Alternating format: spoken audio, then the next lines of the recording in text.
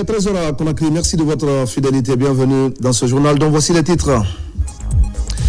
Lutte contre la cybercriminalité en Guinée. Le Premier ministre était dans les locaux de la direction de la cybercriminalité et la lutte contre les traces technologiques, une infrastructure moderne destinée à mieux faire face aux nouvelles menaces numériques.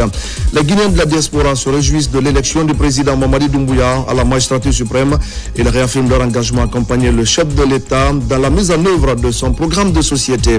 Lutte contre la dégradation des écosystèmes. Le comité de pilotage du projet de gestion intégrée des ressources naturelles dans le paysage Bafing-Falémé était en réunion. Une rencontre pour dresser le bilan et se tourner vers l'avenir. Bonjour à tous. La Guinée renforce sa riposte face à la cybercriminalité. Le Premier ministre Amadou Riba a visité la direction de la cybercriminalité et de la lutte contre les traces technologiques à Conakry, une structure entièrement réhabilitée et dotée d'équipements modernes grâce au budget national de développement. Un signal fort de la volonté du gouvernement à adapter les services de sécurité aux nouvelles formes de criminalité. Adi Kamara. Dans un monde où les menaces changent de visage, l'État affine ses armes. Ce matin, le Premier ministre chef du gouvernement, accompagné du ministre de la Sécurité, se rend au cœur du dispositif national de lutte contre la cybercriminalité. Ici, c'est le siège de la direction de la cybercriminalité et la lutte contre les traces technologiques, situé à la minière non loin de l'héliport. Un bâtiment moderne à 2 niveaux, inauguré le 17 décembre dernier. Qu'aujourd'hui, la criminalité a changé de nature. Elle n'est plus comme par le passé, quelqu'un qui vient, qui vole et qui cambriole. C'est devenu maintenant par des réseaux sociaux, par des hackers sur le plan des applications. Et il y a une multitude, disons, plus intelligente, plus sophistiqués de commettre des crimes, des délits à caractère sur le plan financier et sur d'autres plans. D'où la nécessité pour la police guinéenne aussi d'être au niveau, d'assurer sa mission de sécurisation des biens et des personnes et de se doter des moyens les plus modernes dans le cadre d'une évolution de l'ensemble des formes de criminalité qui existent aujourd'hui dans le monde. Le ministre de la Sécurité souligne l'importance de l'anticipation et de la modernisation face à une criminalité de plus en plus sophistiquée, où les traces ne sont plus seulement physiques, mais aussi numériques. La menace sur le cyberespace, c'est quelque chose dont il faut se doter les moyens. Les hackers dont le Premier ministre faisait allusion tout à l'heure, le vol, notamment le vol de données, et le trafic de drogue, et puis les harcèlements dont nous sommes tous victimes sur les réseaux sociaux. Donc cette direction-là, comme son nom l'indique, traces technologiques, tout ce que vous faites sur la toile, ça laisse des traces. Donc aujourd'hui, le ministère de la Sécurité et de la Protection civile s'est doté de ce nouvel outil pour participer de façon beaucoup plus efficace dans le cadre de la lutte contre la criminalité et dans le cadre de la protection des citoyens du pays et de toutes les institutions. À travers cette initiative, les autorités entendent faire feu de tout bois pour renforcer la protection des citoyens et de l'État. En filigrane, un message est clair. La sécurité, désormais, se joue aussi sur le terrain du numérique, où la vigilance, l'expertise et l'innovation deviennent les nouvelles ceintures d'airain de la République. Et puis après l'incendie survenu à la radio Tropical FM à Kaloum, le ministre de l'Information et de la Communication s'est rendu sur les lieux. Au nom du président de la République, Fana Souma a annoncé un appui matériel pour permettre la reprise rapide des programmes. Le ministre a réaffirmé l'engagement du président Mamadi Doumbouya à soutenir la presse publique comme privée dans la construction de la nation. Thierno Ousmane Diallo. Après un incendie qui a endommagé les équipements de diffusion, la radio Tropical FM est depuis quelques jours sous silence. Attaché au bon fonctionnement des médias tant publics que privés, le ministre de l'Information et de la Communication s'est rendu sur les lieux et a annoncé des dispositions pour la reprise imminente des programmes de cette radio. Je suis venu regarder Tropical FM, qui a été victime d'un incendie, qui a affecté les émetteurs et beaucoup d'équipements.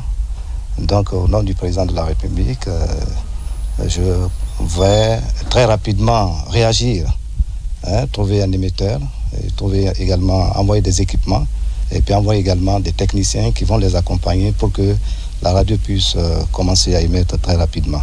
Vous savez qu'aujourd'hui, nous travaillons pour tous les médias, et les médias publics et les médias privés. Donc, quand il y a des situations, on est obligé de réagir.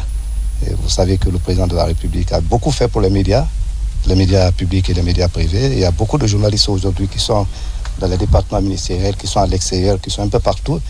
Je pense que c'est vraiment, il faut le saluer. On va trouver des solutions. C'est ça l'essentiel. Dans les prochains jours, Tropical FM va commencer à émettre. La décision est déjà prise. Aujourd'hui, je suis comblé de joie. Le président de la République, le président Mamadi Doumbouya, je tire le chapeau pour lui. Il a envoyé le ministre ici pour qu'il voit ce qui est endommagé ici. Et dans ce peu de temps, ils disent qu'ils vont nous envoyer des matériels pour que la radio puisse émettre. Vraiment, je suis très heureux et très émerveillé. Donc, ce que je vais dire aux travailleurs, peut-être d'ici la semaine prochaine, le travail va reprendre grâce à notre président, le président Mamadi Doumbouya. Émettant sur la 92.1, Tropical FM s'est imposé ces dernières années comme une des radios les plus écoutées, notamment à Kaloum, avec des émissions en langue et des éditions d'information sur l'actualité nationale. L'apport du ministre pour sa relance au nom du chef de l'État est vivement apprécié. Dans l'actualité encore, la réforme de la fonction publique guinéenne entre dans une phase décisive. Après Conakry, Bokeh et Kindia, la tournée nationale fait escale à Mamou, la ville Carrefour. Les plateformes numériques Fugaz et Espace Agent suscitent un engouement notable sur les fonctionnaires. Et sur place, tous les agents en situation difficile sont pris en charge. Une étape clé vers la rupture définitive avec les anciennes pratiques administratives. Moussa Namina Keita et Mamadi Terna Kamisoko. La mobilisation nationale des fonctionnaires autour des plateformes Fugaz et Espace Agent se confirme et se renforce au fil des régions parcourues. À Mamouville Carrefour, l'équipe technique de la Direction générale de la fonction publique chargée de traiter les cas des agents en difficulté a été accueillie à bras ouverts. Une étape fortement attendue qui marque une rupture définitive avec les pratiques du passé dans la gestion des dossiers administratifs des fonctionnaires. J'avais le problème d'email. Et j'ai oublié mon mot de passe, mais à travers de Fugaz, je l'ai retrouvé. La vulgarisation du Fugaz dans la région de Mamou vise donc à assurer une parfaite compréhension de ces enjeux, à renforcer les capacités des acteurs concernés et à garantir une appropriation effective de cet outil par l'ensemble des services déconcentrés. Avec Fugaz, le principe selon lequel chaque agent doit être affecté à un poste précis devient une réalité. Le contrôle des effectifs se facilite grâce à des responsables des ressources humaines désormais formés à l'utilisation des outils numériques. C'est une première. Fugaz va aider les fonctionnaires, va aider les DRH. Au lieu de faire les suivis, envoyer les documents au niveau de la fonction publique, le DRH peut rester, régler tout le problème. Le fonctionnaire aussi peut rester à la maison, au bureau, il fait sa demande, directement il y a un suivi. Nous avons ouvert une grosse brèche sur l'un des modules les plus impactants de Fugaz. Par exemple, le module cadre organique, nous leur avons expliqué que ce module nous permettra en réalité de poster tous les agents de l'État jusqu'au niveau du poste où ils sont dans Fugaz. Ceci a une importance capitale. Par exemple, dans le secteur de l'éducation, ça nous permet aujourd'hui de ne plus s'arrêter au niveau de la préfecture, mais de loger les gens au niveau des écoles, de les loger au niveau jusqu'au de la salle de classe où ils enseignent, jusqu'au niveau du cours où ils donnent. Mamou constitue ainsi la troisième étape de cette tournée nationale d'information et de vulgarisation après Bokeh et Kindia. La mission technique est attendue dans les prochains jours à l'Abbé pour la poursuite de cette grosse activité. Et pendant ce temps, l'élection du candidat de la GMD à la magistrature suprême suscite plein d'espoir chez les Guinéens d'ici et d'ailleurs. Et c'est ainsi que le Conseil des Guinéens établis à l'étranger s'est fortement mobilisé pour assister à la cérémonie d'investiture du président Mamadi Doumbouya. Les membres du Conseil ont organisé une conférence de presse au cours de laquelle ils ont exprimé leur volonté d'accompagner le chef de l'État, Jibril Kamara. Ils sont tous représentants des conseils guinéens établis à l'étranger venus de différentes ambassades de Guinée, d'Afrique et d'ailleurs. À travers les acquis de développement enregistrés durant les 4 années écoulées, ces compatriotes restent engagés à accompagner le nouveau quinquennat de la 5e République du président Mamadi Doumbouya. Au cours de cette conférence de presse, chacun, selon la vision de sa représentation diplomatique, est déterminé à consolider cette unité d'action pour une Guinée émergente et prospère.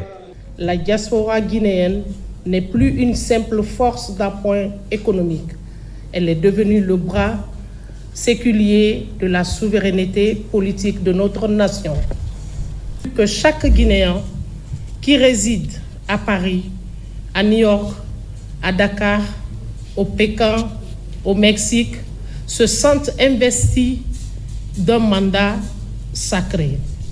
Aujourd'hui, cette initiative de l'ensemble des conseils des Guinéens établis à l'étranger d'unir les forces afin de participer au développement socio-économique du pays est bien appréciée par le représentant du patron du Palais de la Colombe.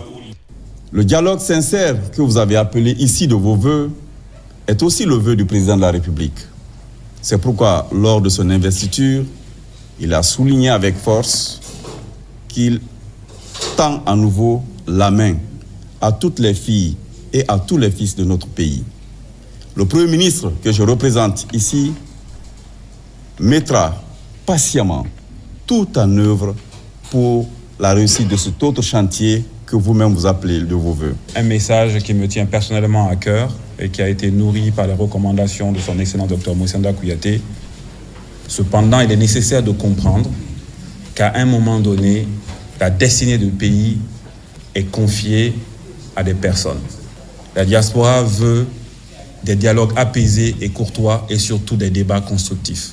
À travers cette rencontre, les différents conseils des Guinéens établis à l'étranger veulent désormais être des acteurs clés pour contribuer au développement de la Guinée. Ce présent symbolique offert au président de la République est remis ici au représentant du Premier ministre chef du gouvernement qui, à son tour, le remettra à qui de droit.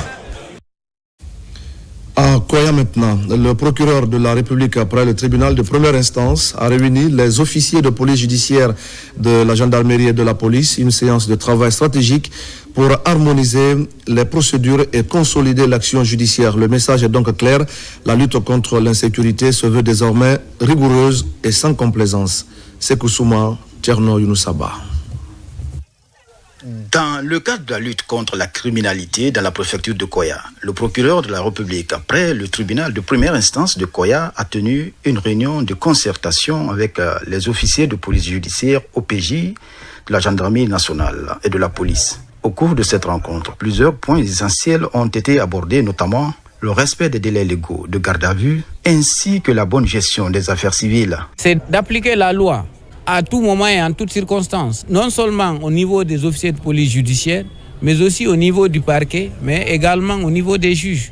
Lorsque des infractions sont commises, c'est d'appliquer la loi à travers la répression. La répression conformant à la loi, sans état d'âme, pour que les paisibles populations de Koya puissent dormir dans le calme, dans la quiétude. Les officiers de police judiciaire, tant de la gendarmerie que la police, ont réaffirmé leur entière disponibilité à collaborer étroitement avec le procureur de la République et à veiller au strict respect des procédures judiciaires en vigueur. Nous avons retenu beaucoup de choses par rapport à cette rencontre, surtout par rapport au délai de la garde à vue.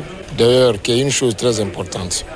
Désormais, tout ce qui est de la garde à vue sera respecté. Je pense qu'à la sortie, je sais que nos OPJ vont bien agir et vont bien transmettre la procédure pénale.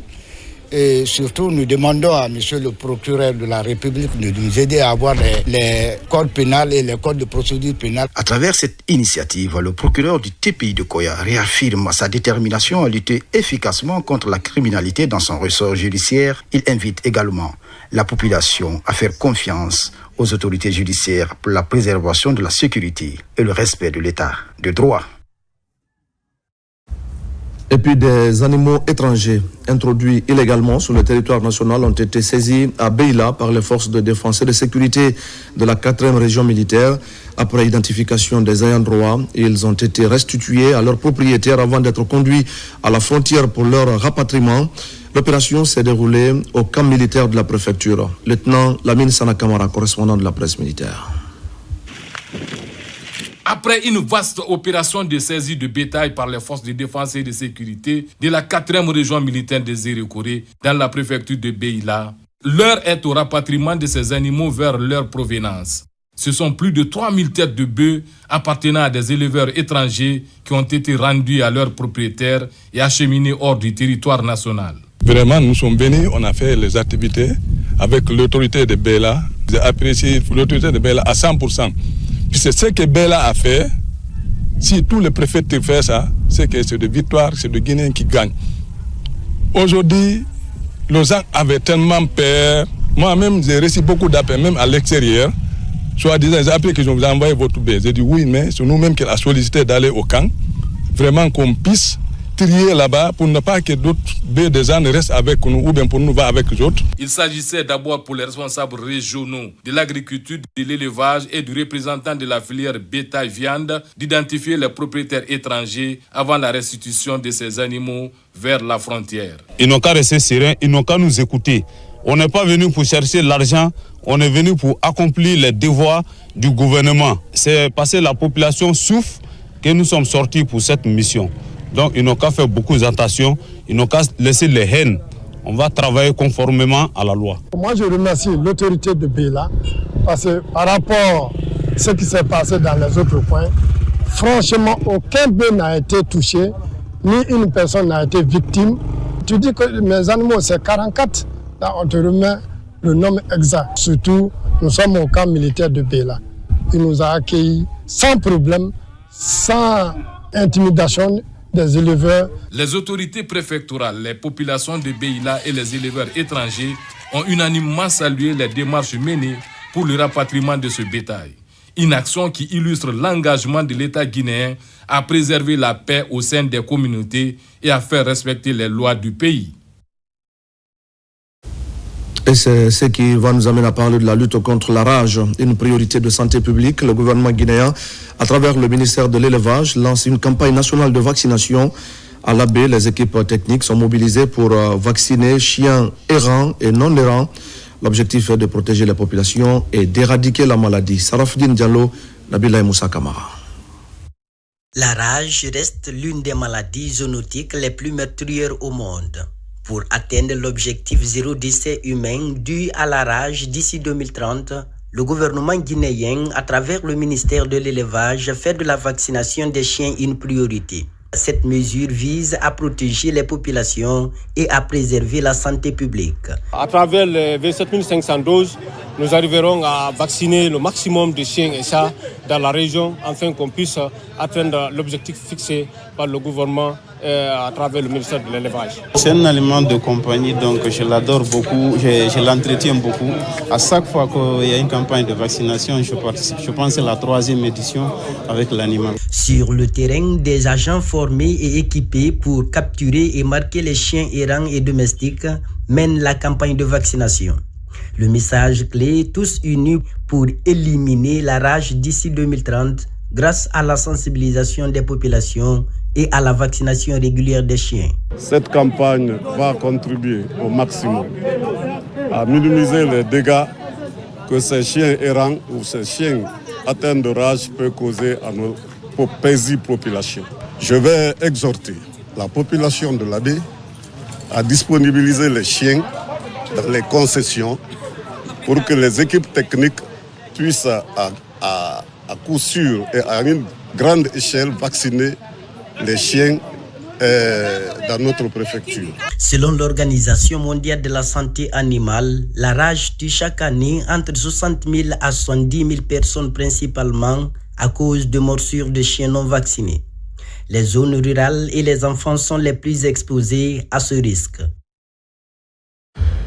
Bokeh se dote d'une nouvelle antenne régionale de l'Agence nationale de financement des collectivités locales ANAFIC, une infrastructure de proximité qui devra permettre un accompagnement plus direct des collectivités et une meilleure identification des projets prioritaires à financer. Un pas de plus donc vers un développement local plus efficace et plus inclusif. Youssa Tawel Kamara. Voici le nouveau siège de l'antenne régionale de l'Agence nationale de financement des collectivités de Bokeh. ANAFIC, l'édifice est érigé en plein cœur de la commune urbaine, juste derrière le tribunal de première instance de Bokeh. La réalisation de cette infrastructure publique vient renforcer la proximité de l'institution avec les collectivités locales en vue de faciliter l'identification et le financement des projets de développement dans les communes et districts. À travers cette antenne régionale, l'ANAFIC entend renforcer l'appui conseil aux collectivités territoriales, améliorer le suivi des investissements publics locaux, promouvoir la transparence, la redevabilité et l'équité dans l'allocation des ressources conformément aux textes en vigueur. Ce joyau flambant neuf comprend plusieurs compartiments, notamment des bureaux du personnel et une grande salle de conférence. Sa réalisation dans cette zone économique du pays vient concrétiser la vision du président de la République, Mamadi Doumbouya, à faire de la décentralisation un levier fort du développement local au service des populations à la base. Nous voudrions exprimer ici la profonde reconnaissance de notre région, du gouvernement, et prenons l'engagement de veiller à la sécurisation et à la préservation de cet important édifice. Cela nous engage pour le développement de la Guinée et en particulier le développement de la région de Bokeh. Je suis extrêmement satisfait de la qualité du bâtiment que je viens de visiter tout à l'heure. L'ANAFIC de Bokeh doit demeurer à l'écoute des collectivités, prendre en compte toutes leurs préoccupations. Celles qui dépassent leurs compétences pourront être transmises au ministère de tutelle. La visite guidée de la délégation conduite par le ministre directeur de cabinet de la primature, accompagné des autorités locales dans les locaux du bâtiment, a mis un terme à la cérémonie d'inauguration de l'antenne régionale de l'ANAFIC à Bokeh. On termine ce journal avec la lutte contre les changements climatiques. À quelques mois de la clôture du projet de gestion intégrée des ressources naturelles dans le paysage Bafing-Falémé, le comité de pilotage s'est réuni pour sa 7e session. À l'ordre du jour, l'évaluation des acquis et la validation du plan de travail de la dernière année. Les détails avec Mamadou Alpha Baldé. Après plusieurs années d'activité dans des préfectures de la Moyenne et Haute-Guinée, le projet de gestion intégrée des ressources naturelles dans le paysage Bafing-Falémé a développé et réalisé de nombreuses actions en faveur de la protection de l'environnement et de la promotion de l'éco-citoyenneté. À travers cette 7e session de son comité de pilotage qui se tient en ligne, les acquis du projet sont évoqués, les manquements relevés et les futures actions de terrain planifiées. Il y a eu la création d'une aire protégée, Gambi-Falémé, qui est un résultat majeur de ce projet. Il y a le plan d'aménagement et de gestion du paysage Bafing-Falémé. Tous ces acquis-là constitue aujourd'hui un important outil pour faire face à une des grandes priorités du gouvernement, à savoir le massif du Fouta Djallon. De Sigiri à Koubia, en passant par Mamoun, Tougué et Mali, de nombreuses zones dégradées ont été restaurées, des écovillages créés et la pratique d'une agriculture intelligente développée. Le projet, tout le monde a reconnu qu'il a produit des résultats très encourageants. Les questions d'éco-village, auxquelles le secrétaire général même est allé dans ces villages, il a vu le changement. Donc la transition vers des éco-villages, c'est vraiment quelque chose de très pratique. Les maisons des jeunes qu'on appelle foyers communautaires, qui sont en fonction, en plein cœur de ces zones isolées.